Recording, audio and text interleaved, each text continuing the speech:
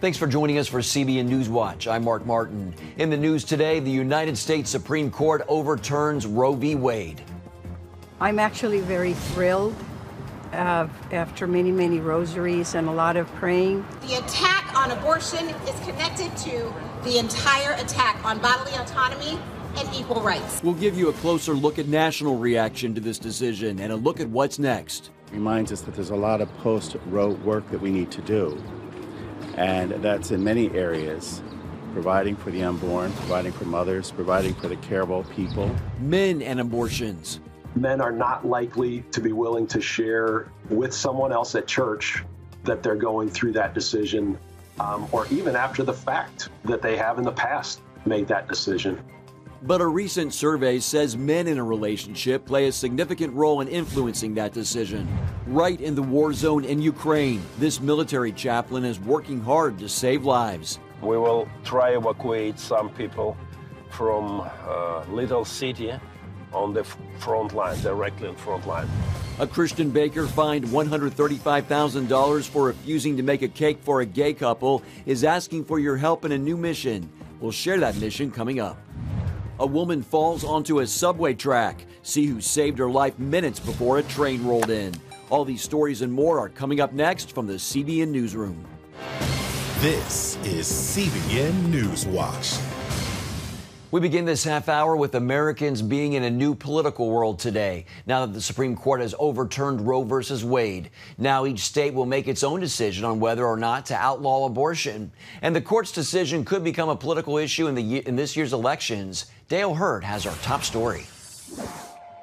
The historic decision has led to celebrations. I've been working and praying for the past 5 years for this day. Protests and disagreements. The attack on abortion is connected to the entire attack on bodily autonomy and equal rights. And criminal vandalism. Crisis pregnancy centers attacked in Virginia and Colorado, with spray-painted warnings that they are no longer safe. The decision has also sent shockwaves through Washington. All of us in the conservative world have believed that there's nothing in the Constitution giving the federal government the right to regulate abortion. There's nothing in the Constitution that creates a right to abortion as a constitutional principle. This was judge-made, out-of-cloth law. Now, what this court has done is taken us back to pre-1973. But the ruling has Democratic Senator Elizabeth Warren and other Democrats calling for packing the Supreme Court. This court has lost legitimacy. They have burned whatever legitimacy they may still have had after their gun decision, after their voting decision, after their union decision. They just took the last of it and set a torch to it with the Roe versus Wade opinion. But the truth is, this ruling was a long time coming. For decades, even liberal pro-choice experts said Roe versus Wade was poorly reasoned and wasn't based on the Constitution. Pro-choice scholar Kermit Roosevelt wrote, "As a constitutional argument, Roe is barely coherent." Liberal political analyst Michael Kinsley wrote, "Although I am pro-choice, I was taught in law school and still believe that Roe versus Wade is a muddle of bad reasoning and an authentic example of judicial overreaching." Even Ruth Bader Ginsburg wrote in 1985, before joining the High Court, that Roe's heavy-handed judicial intervention was difficult to justify and appears to have provoked, not resolved, conflict. Joe Biden used to have a very different view on abortion, as this interview from 2006 shows. I do not view abortion as a choice and a right. I think it's always a tragedy. And I think that it should be rare and safe. And I think we should be focusing on how to limit the number of abortions. And they ought to be able to have a common ground and consensus as to do that. Even though Democrats have moved more and more to the left on abortion over the years, many supporting the idea of almost no restrictions, the public clearly favors limits on abortion. An ABC poll found that 58% believe abortion should be legal in all or most cases. But an AP poll last year showed that 65% believe abortion should usually be illegal in the second trimester, and 80% said that about the third trimester. And far from deciding the issue, the Dobbs decision has simply sent abortion back to the states. The real fight is just beginning. So, we've gone from really one battle at the federal level to now 50 state battles. Dale Hurd, CBN News. The debate over abortion often focuses on one part of the equation, the mother-to-be. But a recent survey shows that men in the relationship play a significant role in influencing that decision. Almost half say they encourage the abortion. As Heather Sells explains, pro-life leaders want churches to open the door for couples to talk about unplanned pregnancies. Men are not likely to be willing to share with someone else at church that they're going through that decision. Or even after the fact that they have in the past made that decision. And this new research backs that up. Almost half of those church-going men whose partners had an abortion admit that no one at their church knows about it. Lifeway Research's Scott McConnell and Roland Warren, who leads pregnancy centers at CareNet, see a disconnect. Men attending church, claiming to uphold life, but not feeling free to talk when faced with an unplanned pregnancy. Men do say that, the church certainly could be a place of support. They don't necessarily view the church as the first place to go for support, and that's a real problem. The messages that the church is sending is often very clear, just simply saying abortion is a sin, and not understanding that there are couples facing some really difficult decisions, and yes, they got themselves into that situation. But they're going to need help at their point of need. Last year, Lifeway surveyed 1,000 men who knew their partners were pregnant and then had an abortion. Half of them attend church once a month or more. Overall, the men pointed to finances as the main reason for their partner's abortion. They also cited relationship problems, feeling unprepared for fatherhood, or having enough kids already. 4 in 10 encourage their partner to get the abortion, while 3 in 10 offered no advice. There's men who are staying silent because they're hearing the dialogue and the culture saying it's her body, her choice. Warren says churches must offer ways for couples, and especially men, to talk. There really aren't on-ramps in the church typically for someone who's facing a pregnancy decision. It's why CareNet is offering a new curriculum for small groups designed to spur conversation and come alongside couples who need support. In the end, it can all come down to 9 days, says Warren, between when a woman confirms a pregnancy and then schedules or has an abortion. Heather Sells, CBN News. Here's a quick look at some other stories making headlines in the CBN newsroom. This year's G7 summit is well underway, and the leaders of the group committed to raise $600 billion over 5 years to fund needed infrastructure in developing countries. Towards that effort, President Biden says the United States would give $200 billion in public and private funding to aid in projects in middle-income and developing countries. Today's G7 summit session will be a focus on Ukraine. Lines at the airports continue to grow longer, along with a significant amount of canceled flights. Yesterday, airlines canceled more than 700 flights alone. Airline companies are saying the cause is many factors, including weather and air traffic control staffing issues. Some are calling for the Biden administration to address the staffing problem at air traffic control centers. Coming up, meet a military chaplain on a convoy as he works tirelessly to save lives and souls right in the war zone in Ukraine. Stay with us.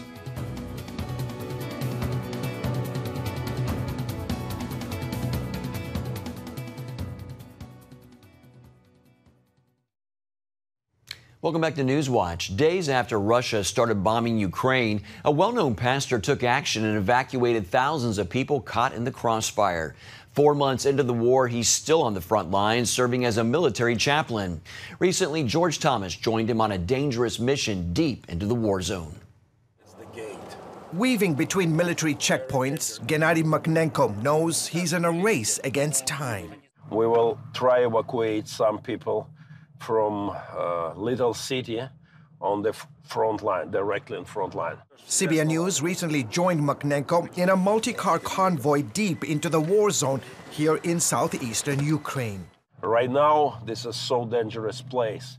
Since the opening days of the war, Mokhnenko, a chaplain in Ukraine's military, and his band of brothers have rescued thousands, often trapped between Ukrainian and Russian forces. Every time when we evacuate people, shootings like boo, boo, boo, boo. Today's mission is to evacuate some 100 people from the small town of Orikhiv that's under constant Russian shelling. Just 40 miles from the major city of Zaporizhia, Orikhiv lies in the path of Russian troops advancing from the south and east. Ukrainian officials fear if Orikhiv falls, Zaporizhia could follow. For now, though, Mokhnenko's main concern is to get as many of those stranded out. As a convoy arrives at Orikhiv City Hall, Mokhnenko's team works quickly to get folks into vans and buses. The Russians have been trying to get into the city, and Ukrainians are pushing them back almost every single hour. The team unloads food, water, and other essential supplies for those who've decided to stay back. All the while, artillery fire can be heard in the distance. Right now, front line not so far from here. Are you here right now? Mortars, artillery. This is very dangerous place. The majority of those leaving are women, children, and the elderly. I'm leaving because it's not safe here. There's explosions happening all the time. Roman says he would stay and fight if not for a foot injury sustained during a Russian shelling. Where am I going to go with my leg? If I can, I would join the military, but I must escape. How do you think I feel that I have to flee from my hometown? Roman and the others will move to Zaporizhia for now. Meanwhile, Mokhnenko and part of his team are heading further east to deliver more humanitarian aid. They come across this underground bunker in the town of Khulai-Pole, where 38 adults and 6 children have been living since war began. Baby Vera is a new addition to the group. She was born in the bunker the day war started. They've all never left the bunker. Of course, it's not been easy, but where are we supposed to go? There's constant shooting outside, and we have small children, so we hide down here. Mokhnenko's team brings them food, water, and new clothes for baby Vera. Not too far from the bunker, a few families that have decided to stay put in their apartments, many of them destroyed in recent attacks, are also getting help from Mokhnenko. This is the town of Khulai-Pole, and today it is the front line here in the eastern part of Ukraine. When the war started back on February 24th, this became sort of a contested area, and in fact today it still is. This is the remains of an apartment building, and the reality is that the Ukrainians are still battling for this town. Mokhnenko uses his booming voice, yells out, letting people know that his team has arrived with supplies and that it's safe to come outside. Moments later, they emerge and are handed bags with food and other essential items. These people are great. They are doing important work. Thank you very much. I love them all. Shortly after the aid distribution, the Russians launch an artillery shell hitting not too far from the convoy as it made its way back to Zaporizhia. This is real crazy. When you have a moment like this, your hands shake, your heart like this, and it's not easy. Despite huge risks, Mokhnenko says he's doing exactly what God wants him to do at this time. This is my hobby. This is my hobby, save people. George Thomas, CBN News, Eastern Ukraine. Still ahead, an Oregon baker fined for refusing to make a cake for a gay couple is on a new mission. Find out what it is and how you can help.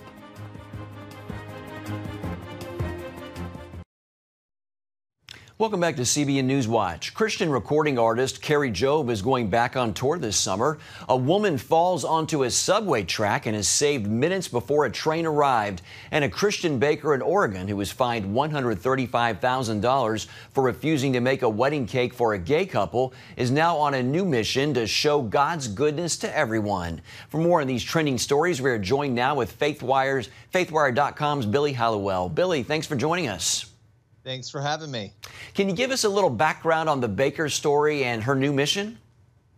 Sure. Aaron and Melissa Klein, they're a married couple from Oregon. They now live in Montana. They were fined $135,000. And this case started back in 2013. They had declined to make a cake for a same-sex couple. They ended up losing their bakery. They were hit with this massive fine. It became a major story. They're actually preparing to go back to the Supreme Court to try to challenge their case again. But in the midst of all this, after losing their bakery, the couple has decided through prayer that they want to relaunch a bakery in Montana, and they are currently fundraising $50,000 to make that dream a reality. A woman falls onto a New York subway track and is rescued minutes before a train rolls in. What happened to her that she fell, and who saved her? Yeah, this story is absolutely incredible. And talk about being in the right place at the right time, a God-ordained moment. There were two police officers walking near the tracks. And if you've seen a subway, you know, if you're near the tracks, you could easily fall on if you're not paying attention or if you have a medical crisis. In this case, this woman had a medical crisis. She was walking, and when she had the crisis, fell over into the tracks, could not get herself out of the tracks. One of the police officers who saw this jumped right into the tracks, lifted this woman out. The other officer helped rescue her, and they were just minutes away from trains coming into that station. So very literally, if nobody was there, she could have lost her life. Wow, the compelling video there too as well. Carrie Job returning to the stage saying hope is back. Can you give us more on her upcoming tour and how she's balancing her marriage, parenting, and music?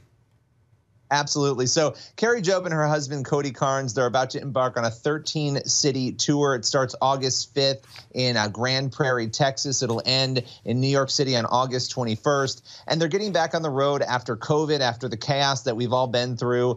Really a fun interview, and I encourage people to read it over at FaithWire. Just talking about their life, getting a lens into, you know, people we know, famous people, their lives in the Christian world. She had one comment that I want to share. She said, you know, she wants to see if things are really God-ordained. Is it a God moment, right? And that's how they approach everything in their lives, not only coming out of COVID, but just living the day-to-day. So pretty inspirational interview there. And what can we expect next on the next Faith Wire? We are going to be talking quite a bit about Roe v. Wade and the Dobbs case, what really is going to happen from here, talking with some people who are doing amazing work to help women. So a lot to expect on that front. Let's go back to the subway story. Do you know any more about the woman as far as her medical condition? A little bit more about that? What exactly? Give us maybe some more background on that. You know, we don't know exactly what happened to her. What we do know is that you can see in the video, she is completely unable to move, right? She's unable to move herself out of those tracks. And as you know, tracks can have electricity on them as well. So really a life-threatening scenario. We don't know what made it happen, but she's very briskly walking and suddenly just tips right over into it. So it was clearly a very abrupt medical emergency. All right, Billy Hallowell with FaithWire.com. Thanks for joining us, Billy. Thanks for having me. And you can catch FaithWire on the CBN News Channel tonight at 8:30 Eastern or on the CBN News app.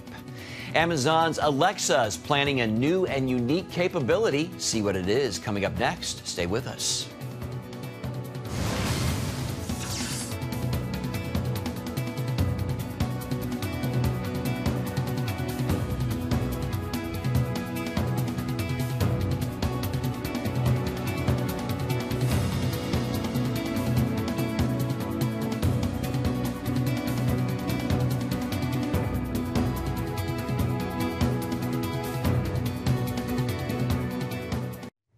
Thanks for staying with us. Amazon's personal digital assistant Alexa is on track to gain a new ability, replicating the voices of family members even if they're dead. The capability was unveiled at an Amazon conference in Las Vegas. The feature is in development. It would allow Alexa to mimic the voice of a specific person based on a less than a minute of provided recording. The head scientist for Alexa said the desire behind the capability was to build greater trust in people's interactions with Alexa by putting in more, quote, human attributes of empathy and affect. Well, that's going to do it for this edition of CBN News Watch. Remember, you can find more of our news programs on the CBN News Channel anytime or online with cbnnews.com. Also, tell us what you think about the stories you've seen, and you can do that by emailing newswatch@cbn.com or check us out on social media. You can talk to us on Facebook, Twitter, and Instagram. Hope you'll join us next time. Have a great day and have a great week.